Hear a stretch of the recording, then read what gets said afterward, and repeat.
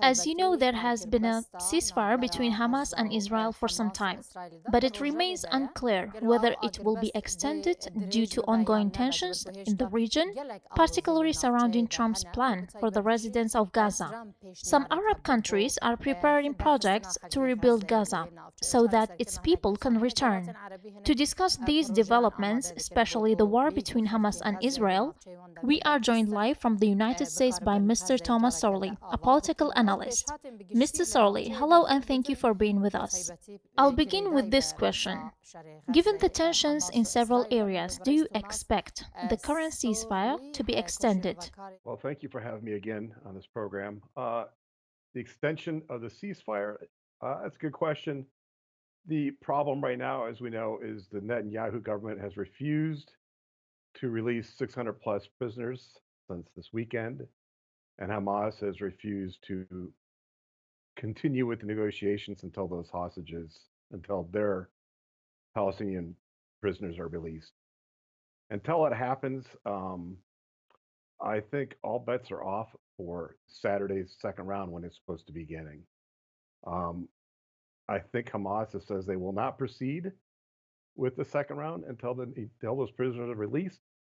So until that happens, I think we're kind of in a holding pattern. Now that Israel has a ceasefire with Hamas, we are seeing Israeli forces entering some areas of the West Bank with ongoing airstrikes. Meanwhile, Israel has refused to withdraw from southern Syria and parts of Lebanon. What do you think Israel's objectives are in these actions? Well, I think I stated this last week, and I still hold to it. I think the Israeli government under Netanyahu and his conservative government are not really looking to have a ceasefire. I think they are looking to ethnically cleanse Gaza. I think they want the Palestinians out of Gaza. And I think ultimately they want the Palestinians out of the West Bank, at least major sections of the West Bank.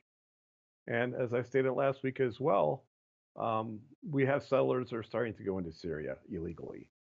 Whether or not the Israeli government sanctions that, I really don't know.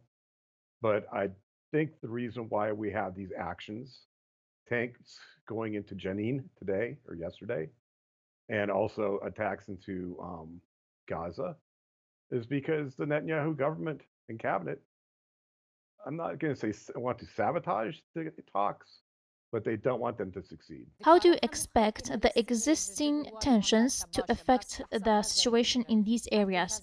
Is it possible for the people of Gaza to be displaced to the West Bank? Do I think they'll be able to relocate the Palestinians in Gaza? If that's the question, I don't see how.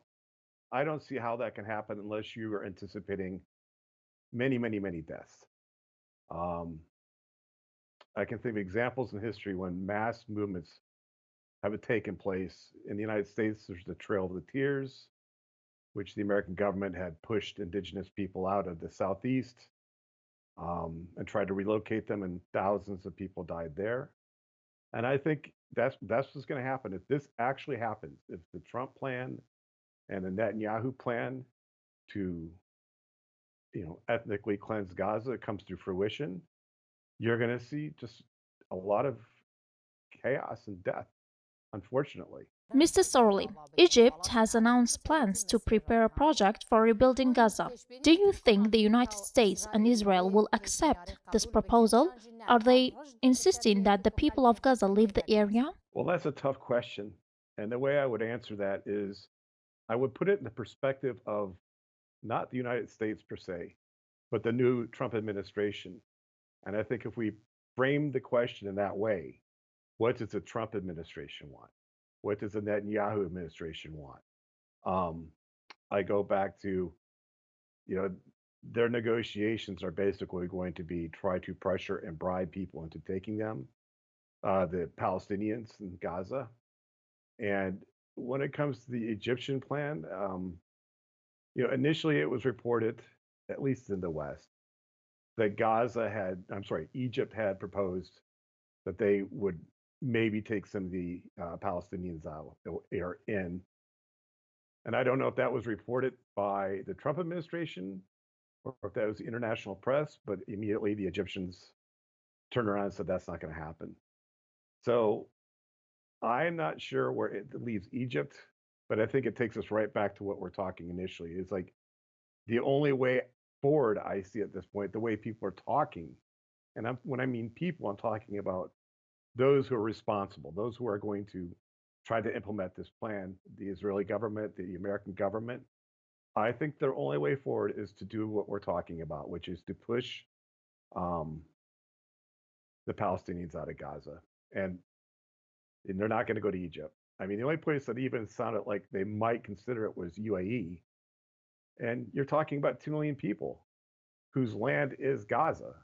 So I don't know why they should go to UAE, how that would happen. And I think the outcome would be the same. It would be um, a problematic disaster. Mr. Sorley, Israel repeatedly claims that its security is under threat. In your opinion, would relocating the people of Gaza and Palestine to other areas or countries truly ensure Israel's security? No, no, because they're going to face blowback from other regions, West Bank, parts of Lebanon, Syria. Where does this end? Um, I think the only way Israel can secure peace in the long run, firstly, is to stop trying to take land from the Palestinians, in Gaza and the West Bank, and maybe pull back their illegal settlements in the West Bank. If they make those moves, and that will not happen under Netanyahu regime, um, then maybe we can have some security for the state of Israel and its citizens.